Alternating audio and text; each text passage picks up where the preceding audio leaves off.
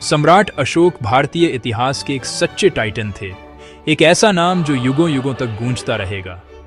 वह शानदार मौर्य राजवंश के तीसरे शासक थे। एक ऐसा वंश जिसकी स्थापना उनके दादा महान चंद्रगुप्त मौर्य ने की थी। लगभग 304 ईसा पूर्व में जन्मे अशोक महानता के लिए ही बने थे, लेकिन सिंहासन तक उनका रास्ता आसान नहीं था। वह सम्राट बिंदुसार के बेटे थे, लेकिन उत्तराधिकारी नहीं थे। कम उम्र से ही उन्होंने असाधारण बुद्धिमत्ता और एक मजबूत प्रभावशाली उपस्थिति दिखाई।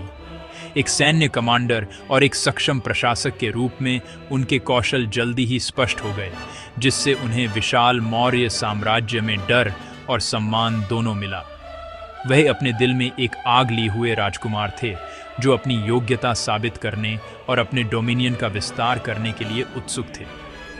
निर्विवाद सम्राट बनने तक का उनका सफर चुनौतियों और राजनीतिक साजिशों से भरा था। किंवदंतियां बताती हैं कि बिंदुसार की मृत्यु के बाद उनके बेटों के बीच सत्ता के लिए एक भयंकर संघर्ष हुआ था। अशोक अपनी तेज राजनीतिक समझ और अटूट महत्वाकांक्षा के साथ इस संघर्ष से विजयी होकर निकले।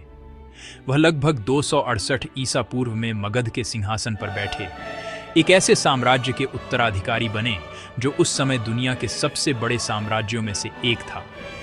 उनके शुरुआती शासनकाल में सत्ता को मजबूत करने और उसका विस्तार करने की रूथलेस इच्छा थी। उन्हें चंड अशोक के नाम से जाना जाता था, जिसका अर्थ है भयंकर अशोक, जो उनकी आक्रामक नीतियों और एक फॉर्मिडेबल और अनयील्डिंग शासक के रूप में उनकी प्रतिष्ठा का प्रमाण है। अशोक के अधीन मौर्य साम्राज्य एक विशाल इकाई था, जो पश्चिम में आधुनिक अफगानिस्तान से लेकर पूर्व में बांग्लादेश तक फैला हुआ था।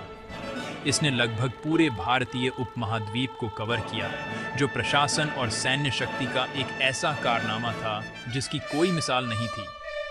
अशोक ने इस विशाल क्षेत्र पर अपनी राजधानी पाटलिपुत्र से शासन किया, जो आधुनिक पटना के पास है। उनके शुरुआती शासन का ध्यान साम्राज्य की सीमाओं को मजबूत करने, उसके प्रशासन में सुधार करने और यह सुनिश्चित करने पर था कि उनका अधिकार एब्सोल्यूट हो। वह पारंपरिक अर्थों में एक राजा थे। यह मानते थे कि सैन्य विजय एक शासक की शक्ति और कर्तव्य की अंतिम अभिव्यक्ति है। यही विश्वास जल्द ही उन्हें कलिंग के भाग्यशाली तटों तक ले जाएगा। उनके जीवन की यह अवधि एक राजा के पारंपरिक कर्तव्यों से परिभाषित थी।